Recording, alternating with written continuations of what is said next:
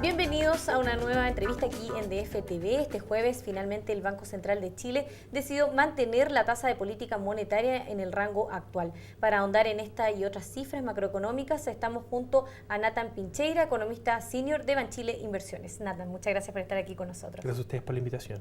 Bueno, tal como se esperaba, el Banco Central, ¿cierto?, mantuvo la tasa de política monetaria en un 4,5%. ¿Cuándo creen ustedes que la podrían volver a bajar?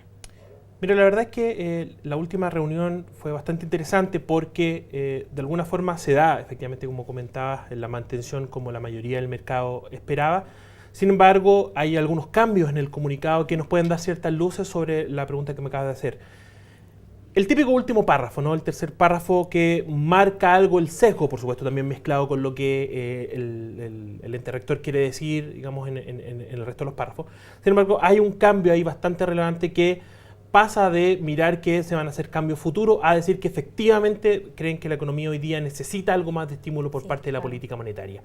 Aquello o es la lectura que nosotros hacemos de esas palabras que no son casualidad, son elegidas con mucho cuidado por por la gerencia de comunicaciones del Banco Central, nos indicarían que lo más probable es que el próximo recorte, también de 25 puntos base, similares a los que se hicieron a finales del año pasado, sería ya en la reunión del 18 de febrero, o sea, la próxima reunión, y de alguna manera estas últimas pausas, ¿no?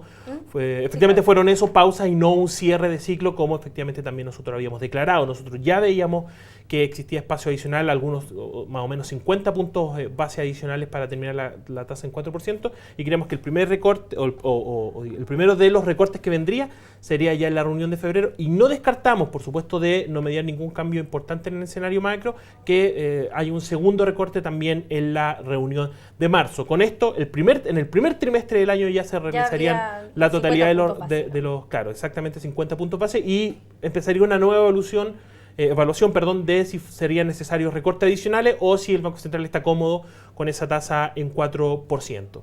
¿Qué expectativas tienen ustedes para la inflación en este año, Nathan?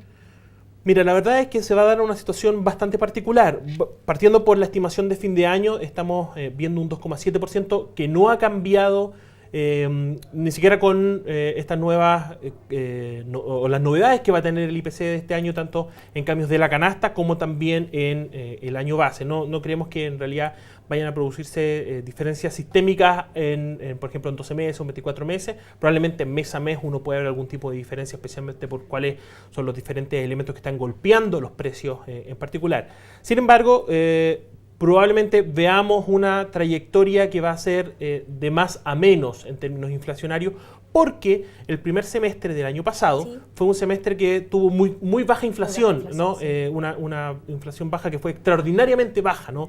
Por algunos elementos de la oferta, pero también por el tema de reliquiaciones eléctricas, etcétera, cosas que no necesariamente, o no creemos de hecho, que se vayan a repetir durante este año. Por lo tanto, viendo inflaciones relativamente normales en términos mensuales durante el primer semestre, la inflación año contra año va a estar en torno o superior al 3%, y creemos que incluso en mayo podríamos alcanzar un pic con una variación que podría llegar al 3,8 más o menos. Después vendría un ciclo bajista y probablemente ya en los últimos 2 o 3 meses del año bajaría el 3%, terminando en este 2,7 que estamos proyectando. Conocimos un IMASEC del mes de noviembre, ¿cierto?, que se ubicó en la parte baja de las estimaciones, fue un 2,8%, lo que según los analistas confirma entonces la desaceleración económica en nuestro país. ¿Qué estimaciones tienen para el PIB finalmente el año 2013? Sí, no hemos realizado, para el 2013 sí, hicimos unos cambios, porque la verdad es que para que de alguna forma se alcance este 4,2 que habíamos estimado nosotros y que había estimado también, que de hecho está presente en el IPOM del Banco Central, sería necesaria una fuerte reaceleración de la actividad en el mes de diciembre, lo cual vemos poco probable, por decirlo menos. De hecho, nuestras estimaciones están que el IMASEC del mes de diciembre podrían ubicarse en torno a 1,5 y 2%. Bastante bajo. Bajo, pero digamos, también hay que ser justo, afectado muy fuerte por una base de comparación que el año pasado fue bastante alta. El último trimestre del año 2012 fue un año bastante dinámico, o sea, perdón, fue uno de los trimestres más dinámicos del ciclo. Por lo tanto, hoy día no solamente se suma digamos, el menor dinamismo, al menor momentum que está viviendo la actividad, sino que se suma este factor estadístico también en aquella realización. Por lo tanto, para que se cumpliese ese 4,2, sería necesario que trimestralmente la actividad creciera un 3%. Vemos muy difícil que eso pase, nuestra estimación es de un 2,4 en ese trimestre.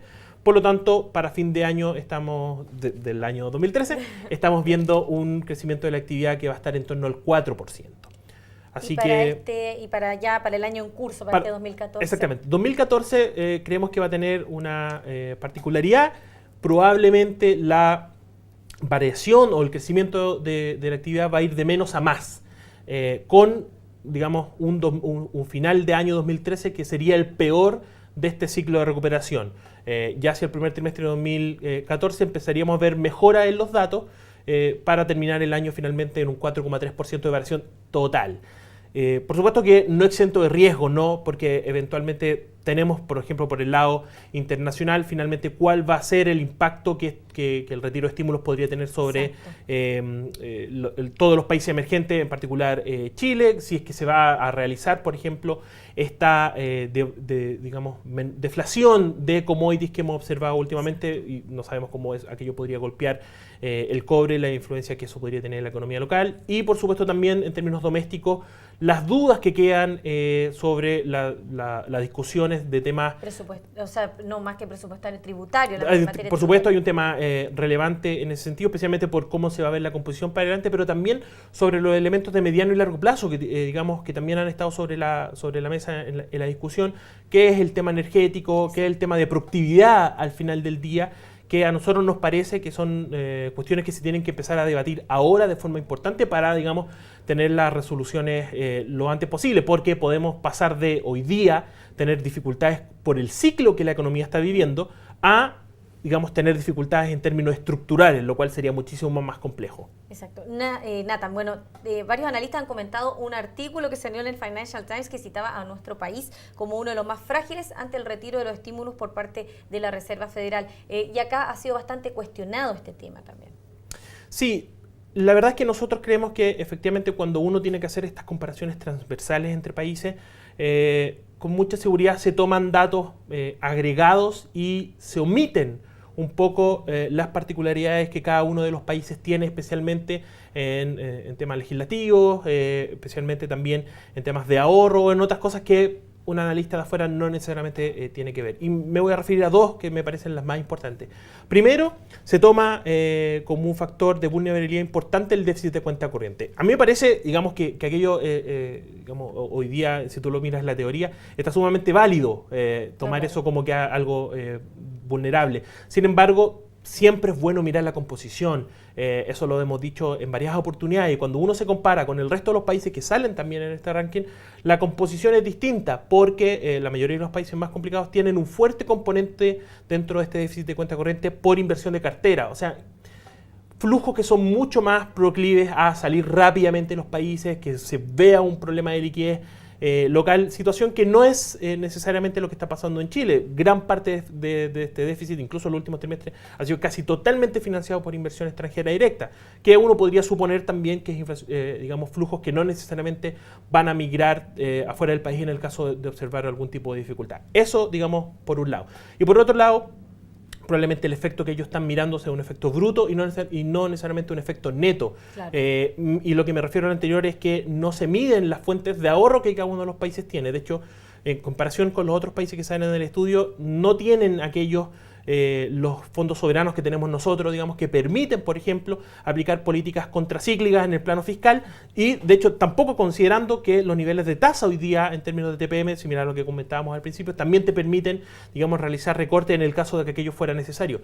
Y sin tomar en cuenta para nada todo el resto de políticas macroprudenciales que hoy día, digamos, con las que cuenta el Banco Central, con la particularidad de que el Banco Central de Chile tiene muchísima más credibilidad, digamos, que los otros y ha aplicado estas medidas con bastante éxito en el pasado. Por lo tanto, nosotros sopesamos un poco más el estudio. De hecho, vemos gran parte del resto de las opiniones que han hecho algunos analistas y economistas que miran el país desde afuera, y la verdad es que también... Está bastante bien evaluado. Exactamente, y le han bajado el perfil un poco a este ranking que salió recientemente, tomando en cuenta, por supuesto, como te decía anteriormente, cada una de las diferentes situaciones que los países, digamos, están viviendo y cómo podrían hacer frente a dificultades adicionales. Además que lo que revisamos, por ejemplo, en lo que salió hace pocos días del Banco Mundial, no mencionaba a Chile como de los países que estarían con estas desaceleraciones más fuertes, por ejemplo. Exactamente, y por ejemplo el resto de las calificadores de riesgo, por ejemplo, tampoco lo han puesto.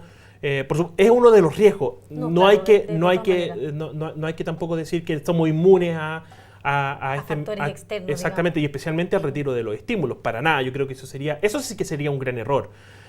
Pero de todas formas hay que considerar cada una de las diferentes políticas que, por ejemplo, la economía local podría llevar a cabo en el caso de ver principalmente algún tipo de efecto en la parte de liquidez del mercado, que nos parece que son los riesgos más de corto plazo que la economía podría tener ante este retiro de los estímulos. No, además que importantes autoridades de nuestro país también han dicho que Chile está preparado para el retiro de los estímulos. Además se sabía que en cualquier minuto iban a comenzar con el recorte.